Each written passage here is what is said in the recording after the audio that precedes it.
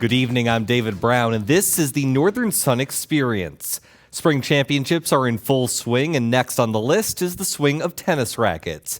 This Saturday will mark the beginning of the 2015 NSIC Women's Tennis Championships in Minnetonka, Minnesota. Here's a look at the matchups. Augustana is the number 1 seed yet again. The Vikings won their 6th consecutive regular season championship.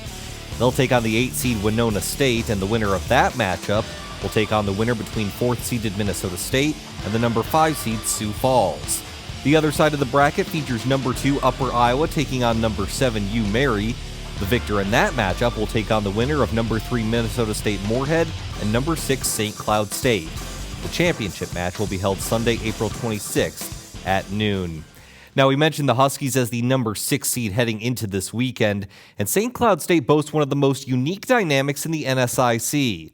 It's often said that a team is like a family, but the Huskies take that to a whole nother level. Alexie Portz has always felt at home in St. Cloud. Multiple family members still live in the area, and they always find time to watch her tennis matches.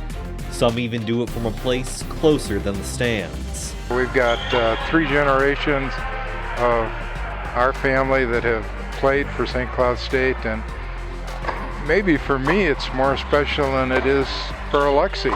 Larry Sunby is Alexie's grandfather and her assistant coach. Sunby himself played for St. Cloud State back in the 1960s, then coached his daughters Chris and Julie decades later.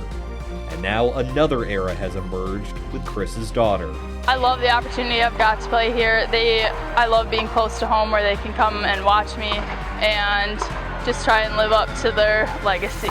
There's a certain benefit to having an assistant coach who's been recruiting you ever since you could walk.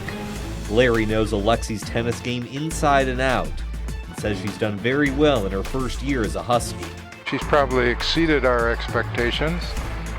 She and Abby Canner, another freshman, became clear as a pair. They were our top doubles team, and that's a little bit unusual to have a couple freshmen coming in at number 1 doubles, but they've held their own. They're developing quite well. She, of course, wants to play singles and had hoped she would, and right from the beginning she did have a chance to play, and she's played at the number 5 singles spot, and I can see her game developing as a singles player, so it's been fun to watch. Despite the familiar and familial situation, Larry tries to treat his granddaughter just like everyone else on the team. He knows what to say to me, and he knows my strokes, and so he knows how to help me if something's going wrong. But in terms of player-coach relationship, I don't think it's anything different. If we gather together at dinner sometime, we can talk tennis together. That's fun. But as far as in practices and coaching, I know her game fairly well because I've watched her play for so many years. So hopefully I can give her good advice now and then. Regardless of how things go in practice or away from practice, this Husky relishes the chance to have members of her own pack help her athletic success. It's a really special opportunity. I don't think a lot of people get the chance to do this. And he's watched me grow up and play tennis and through my high school career, and now just for him to see me through my college career is really something special for me. In addition to being a college coach at St. Cloud State, Sunby has also spent time as the coach at St. Cloud Tech High School, which you might have guessed was attended by both Alexie and her mother as well. Well, when we come back, Northern State Wrestling was down for the count, but the Wolves pulled the reversal and now they're ready to pounce. The final step of NSU's 2-month odyssey is next. The Northern Sun Experience on Midco Sports Network is presented by CU Mortgage Direct LLC, Sanford Health, and Dakota Land Honda.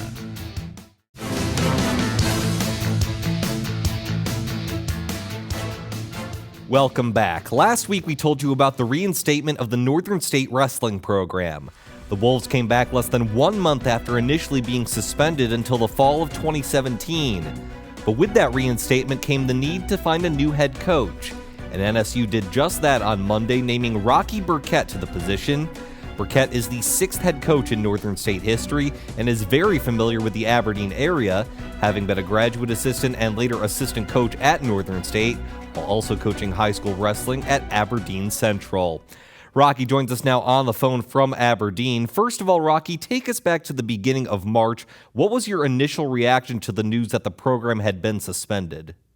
It's kind of an emotional experience because you put a lot of time into it, and you know what you think about the kids that are in the program and stuff. But after the first couple of days, I think everyone just kind of, once the dust kind of settled, everyone said, okay, this is where we're at, and how do we move forward and how do we get this thing back up and going again? And they were able to do it really quick with a lot of help from people in the community, and then from Mike Moyer and the NWCA.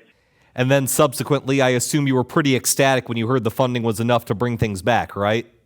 Yeah, I mean, regardless of whether or not I get the job or not, I was just excited for the kids that are in the program to be able to continue wrestling, and the alums and the people that support the program to keep their program and have something to cheer for. So I was really excited that we were able to come through and secure the funding to get the program back. So now the program is reinstated on April 8th, but obviously the team needs a head coach. Was this an opportunity you went after right away? Once we got it reinstated, it was something that I was excited about the opportunity to go pursue. So I was just going out there, putting my name in the hat, and trying to get an opportunity to get the job. And of course, you did get the job. Does your familiarity with Northern State in your previous coaching experiences maybe help sell some of the athletes on a program that's been through a lot recently? I think just being a part of the community and knowing the people that are involved in wrestling here, I think that just that I can just show future recruits and stuff like, look, these people care about wrestling. They're able to raise this much money in this amount of time, and that's one of the quickest fundraising efforts that the NWCA has been able to do.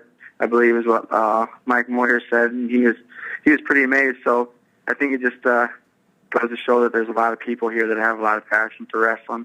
How does your head coaching experience at Aberdeen Central, specifically being in charge of a program, help prepare you for the college level? It just validated what I thought, or my belief in how we could build a program. I thought if we got kids that could buy into our system and how we wanted to wrestle philosophically and how we wanted to train physically, I thought we could be successful, and we were able to do it successfully at Aberdeen Central. And I think that kind of validated that I knew that we could do it at Northern too as well. Rocky, does the fact there's funding for at least the next 5 years maybe provide a little more reassurance, a little more stability for you, and can that help you in recruiting? Yeah, I think so, definitely.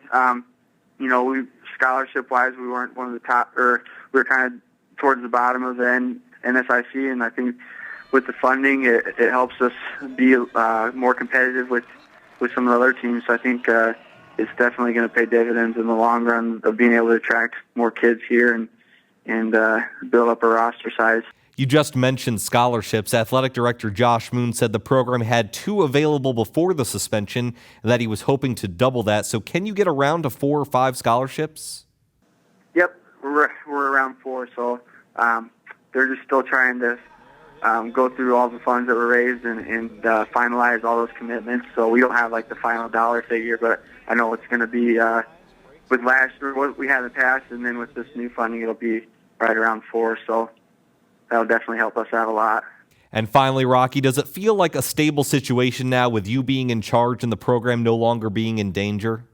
Yeah, I think it's just the real work starts. I mean, I don't think we can go anywhere but up from here. So, I mean, that's the good thing. I don't know if we could hit bottom anymore. So I think from now it's just exciting to be able to start the work process and get out there and start recruiting and get things lined up for next year. Again, that was Rocky Burkett, the new head wrestling coach at Northern State. The Wolves expect to have an assistant in place sometime soon. Well, when we come back, we'll go around the diamond to check in on NSIC baseball and softball and provide a big announcement for a new sport joining the conference. The Northern Sun Experience on Midco Sports Network is presented by CU Mortgage Direct LLC, Sanford Health, and Dakota Land Honda.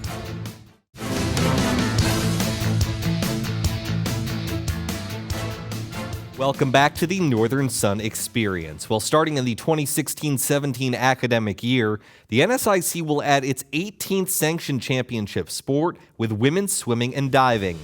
Earlier this week, the University of Sioux Falls, Augustana College, and UMary jointly announced they would be adding the sport in 2 years. They joined Minnesota State, MSU Moorhead, Northern State, and St. Cloud State as the 7 NSIC schools to offer women's swimming and diving. Now, that number is critical because the minimum amount of schools required for a sport to be sanctioned by the conference is 6. So this announcement officially put the swimming and diving threshold above water. Now, the NSIC did sponsor the sport in the 2012-13 and 13-14 years with the help of affiliate schools, but that will no longer be the case. From the pool to the diamond, here are the updated NSIC baseball standings as we're exactly 2 weeks away from the conference tournament. St. Cloud State continues to remain on top, followed by Minnesota State, who's on a 12-game winning streak as of Wednesday morning. Minnesota Duluth, Augustana, and Winona State round out the top 5. But the Warriors were the big story this weekend against Sioux Falls. In the second game of a Saturday doubleheader, freshman Mitchell Stalsberg threw a complete game no-hitter in Winona State's 11-0 win. Stalsberg recorded 17 strikeouts in 7 innings, and it's the Warriors' first no-no since 2005. After his legendary performance, Stalsberg reflected on his baseball journey. Just to be able to keep playing after high school, I mean, that's an honor, but to be able to keep playing and do well, I mean, it's something to not take for granted and really, really humbling. Congrats again to Stalsberg and the Warriors. Well, switching over to softball and looking at the latest standings, Augustana suffered its first 2 conference losses last week to Southwest Minnesota State and Minnesota Duluth. That leaves a little bit of wiggle room for Winona State and possibly even Minnesota State to sneak up before it's all said and done. Each of the top 3 teams ended last weekend on a multi-game winning streak, however. Northern State and Wayne State are currently 4th and 5th in the overall standings. Coming up next, we go under the Northern Sun at Upper Iowa University. The Northern Sun Experience on Midco Sports Network is presented by CU Mortgage Direct LLC, Sanford Health, and Dakota Land Honda.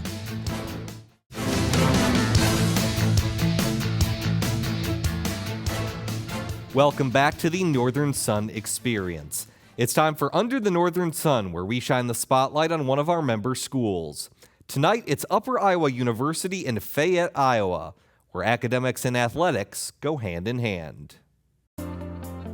Upper Iowa University is located in Fayette, Iowa, which is in the northeast corner of the state. While Upper Iowa maintains its home in Fayette, with 1,024 students on campus this fall, the university has 19 off-campus educational centers across the United States. UIU also has educational centers in Hong Kong and Malaysia, as well as online and independent study programs with 5,859 students working towards degrees from Upper Iowa across 45 undergraduate majors and 4 graduate programs. Over the last few years, Upper Iowa has undertaken 6 major constructions that include a new liberal arts building that houses courses in the humanities, as well as a student center, 3 suite-style villages, and Harms Eichscheid Stadium, which is the home to Peacock football. The Student Center houses everything students need, including a cafe and the servery, which features a Mongolian grill, while the villages offer student suite-style living with choices of 4, 5, or 6-person suites. The Harms Eichscheid Stadium began its transformation prior to the 2012 season, when a turf field was inserted to replace the natural grass field.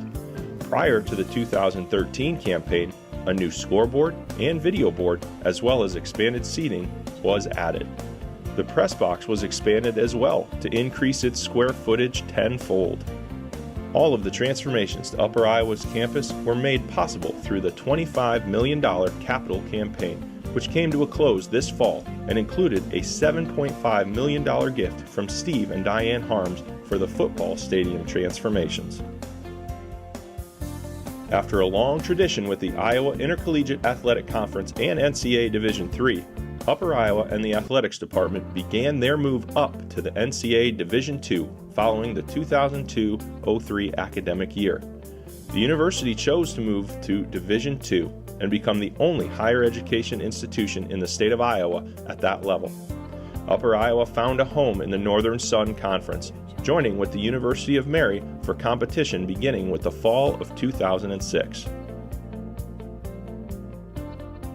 The Peacock Athletics Department made an instant splash in the Northern Sun with 2 conference titles in the first year and 3 in its second full season. Both the wrestling and women's golf teams won NSIC championships in 2006-07 and 2007-08, and tennis added a conference championship in just their second year back on campus. The wrestling squad made its 6th NSIC championships with a first-place finish in 2009-10. The women's golf team won an NCAA regional championship in 2009 and placed 8th at the NCAA championships, while the wrestling team returned to perennial power status thanks to a 4-year run of top 6 finishes. Upper Iowa tied for 3rd at the NCAA championships in 2010, placed 4th in 2011, 6th in 2012, and 5th in 2013. Academics are a huge responsibility of being a Peacock. Our student athletes have become the standard to be measured by at Upper Iowa.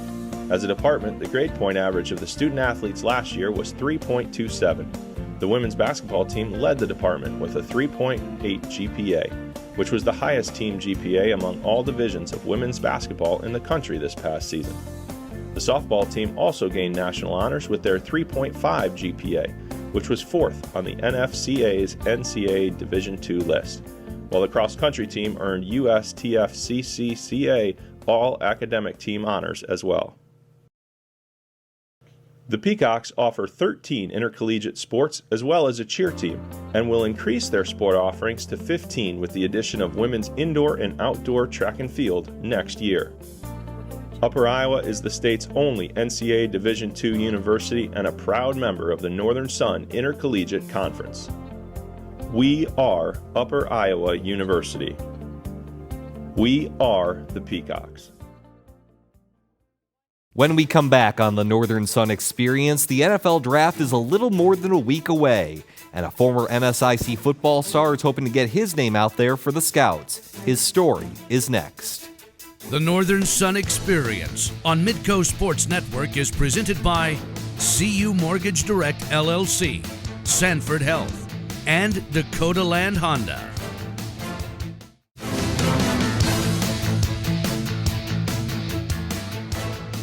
Welcome back to the Northern Sun Experience. Carrington Hanna was an all-NSIC athlete for the University of Sioux Falls football team in 2012 and 2013. But after his senior campaign in 2013, Hanna realized he'd been playing with a significant knee injury.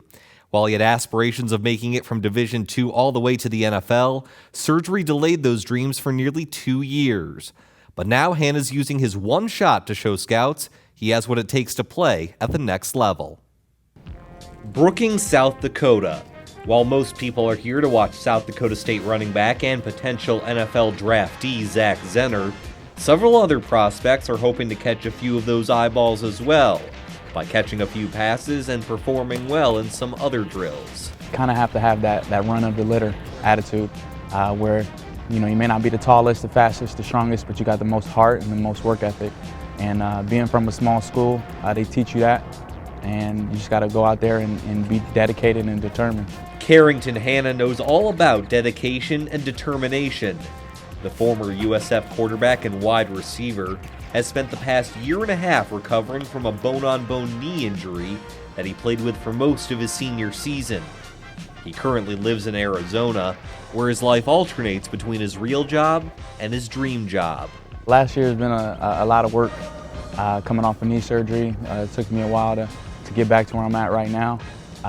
Honestly, it's been day and night, just hard work, waking up early, staying up late. I got a full-time job now, so that's kind of in between my workout sessions. So it's been a lot of praying and a lot of hard work. Hanna's had some difficulty getting into pro days and other workouts for NFL scouts, but he flew up for this one chance to showcase his skills. I'm going out for receiver, kind of athlete. I mean, whatever they want me to do, I'll do, whether it's want me to block, catch, throw, grab the water. Just getting the opportunity to get in the camp would be great. Hanna competed in a variety of drills, including the bench press, the standing long jump, and the 40-yard dash. All of the usual suspects in a prospect's workout. I think I did well. Again, it's the first time being in front of some scouts, NFL scouts. Caught everything, felt like I was good on my routes. But you can always feel like you can do better. You always think you can jump higher, run faster, bench a little more. But again, what I did today, I'm confident in. Hanna's well aware the success rate for D2 athletes in the NFL is very slim. But with recent examples like Concordia St. Paul's Zach Moore going to the New England Patriots last season, he knows the opportunity exists to those who are hungry enough to grab it. USF taught me to always keep your head up, always believe in your heart, more so, whether it is what people say about you, whether they believe in you or not. We've always kind of been, even when we came up to D2, we were the NIIA champs, and we weren't much better than that, but they showed us to just believe in yourself, believe in your team, believe in your family. The NFL draft starts on April 30th and runs through May 2nd in Chicago, Illinois, although Hanna knows that the likely route to the NFL is to be an undrafted free agent and have a chance to compete in a training camp. And even if that opportunity doesn't materialize, he did tell me he has received some interest from teams in the Canadian Football League. Well, that's going to do it for us this week. Once again, a thank you to all of our NSIC member schools for their contributions. We'll be back next week for another Northern Sun Experience.